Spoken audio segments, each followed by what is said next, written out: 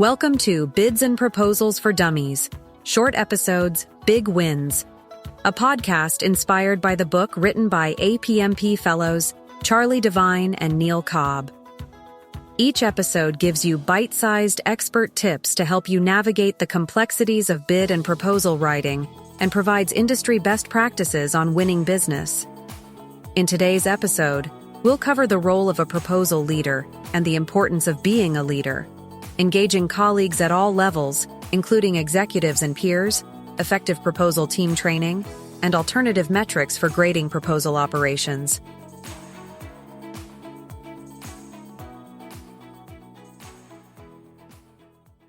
So, you want to become a leading proposal professional? Well, it's more than just writing a winning proposal. There are a few key things you need to know to effectively lead proposal teams. Firstly, you need to coordinate a group of people with different levels of expertise and experience. It's no easy task, but someone has to do it. You'll also have to handle the egos of specialists and bosses who sometimes have conflicting agendas. Motivating busy individuals with other priorities to contribute to the project will be essential, as well as troubleshooting problems under tight time constraints and scrutiny. And let's not forget about the consistency, accuracy, and timeliness of the proposal. It's all on your shoulders, and most likely, you'll also be doing the majority of the writing, editing, revising, and publishing work. Sounds overwhelming, right? But wait, there's more. With the rise of virtual teams and global customers, you might have to manage teams from afar. It's a challenge, but it's part of the globally connected economy. The good news is, you don't have to be a superhero to excel in this role. You do, however, have to be a leader. That's where this chapter comes in. It will help you tackle the challenges of proposal leadership, from leading pre-proposal efforts to guiding a team of professionals and contributors, both local and remote.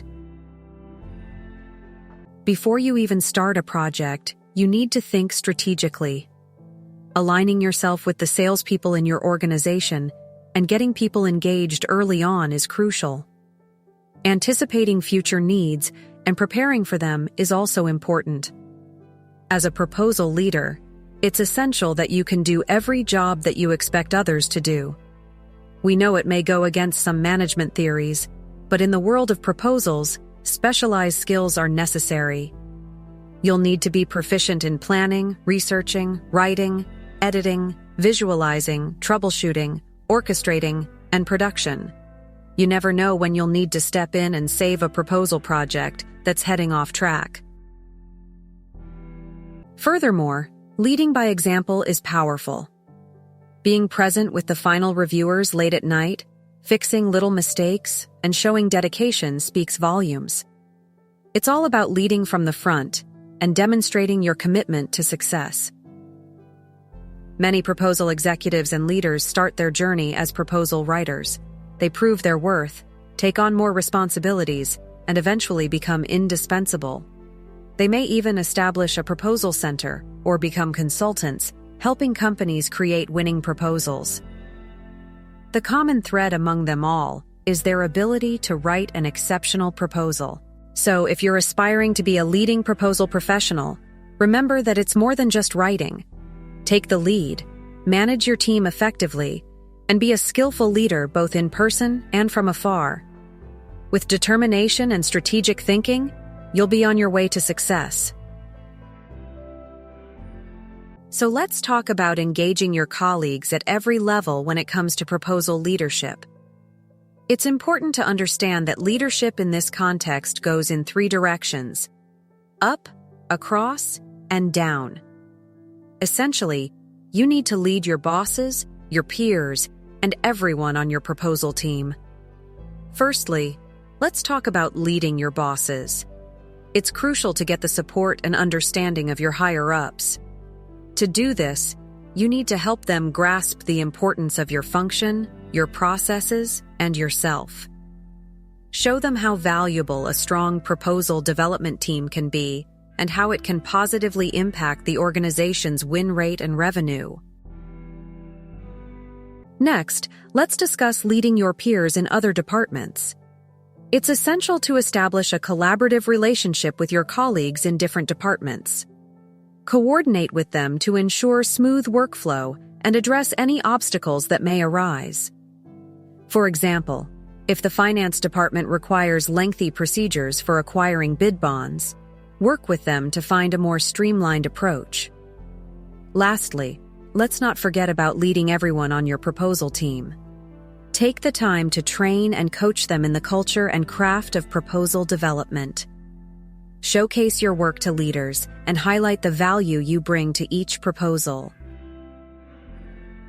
When it comes to aligning with different departments, consider building relationships with sales, competitive analysis, finance, contracts, procurement, and marketing.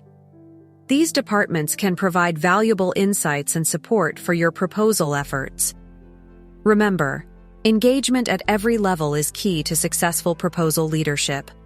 Foster strong relationships, demonstrate your value, and work together towards achieving proposal success. Have you ever heard of Just-in-Time, JIT, training? It's a method that teaches users how to use tools and follow processes right before they need to work on them. This approach is much more effective than just-in-case, JIC, training, which is like classroom training that is only presented once or once a year. Unfortunately, with JIC training, students often forget most of what they learned by the time they actually need to use it. But implementing JIT training during a proposal can be challenging.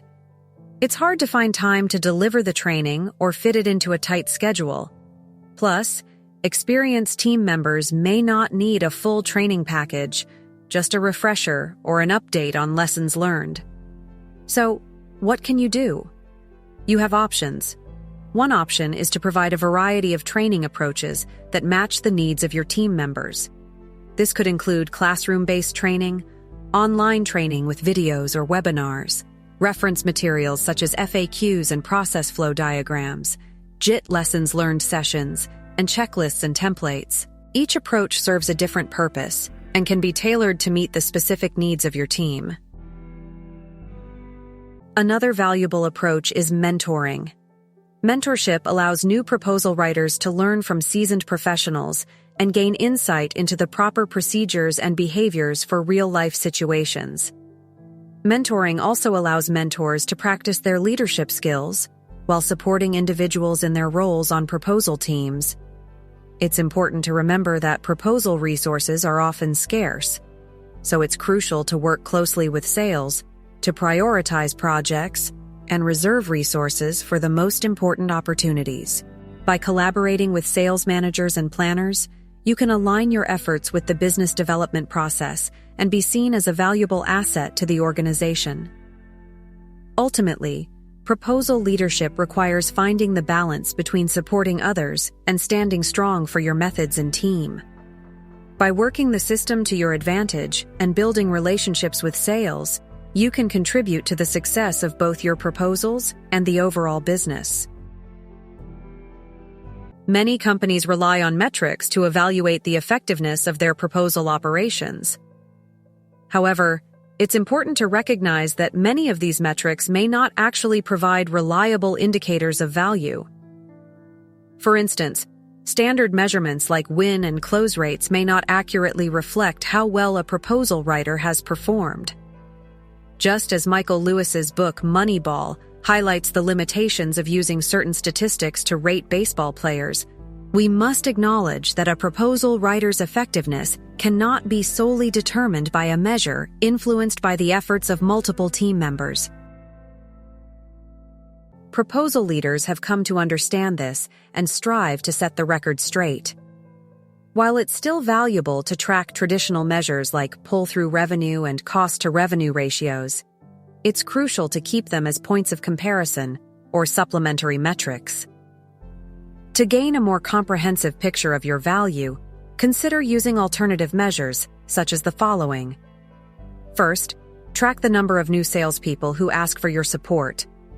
This indicates that their leaders and peers are recommending your services. Second, Keep tabs on the number of salespeople who come back with additional deals for you to support. This shows client satisfaction. You can create a ratio of first-time to repeat clients to gain a better understanding of your client base. Additionally, tracking the person hours per proposal can provide insights into resource allocation. Classify the hours spent on different tasks, writing, editing, administration, production, etc., to estimate time requirements for future proposals.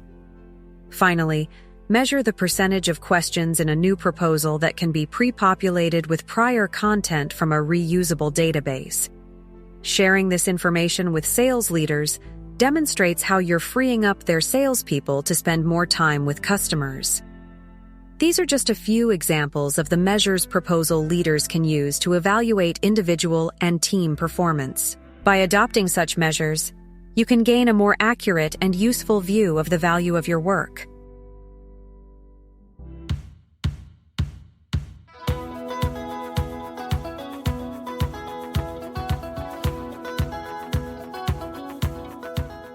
In today's episode, we explored the role of a proposal leader and the importance of coordination, overcoming challenges, and effective leadership.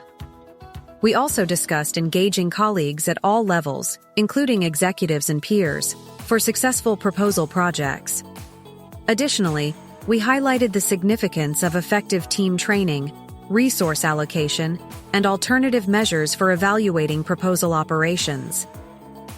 Thank you for joining us today on Book for Dummies, where we have explored an array of valuable insights and knowledge, and we can't wait to have you back with us for our next episode. Don't forget to subscribe.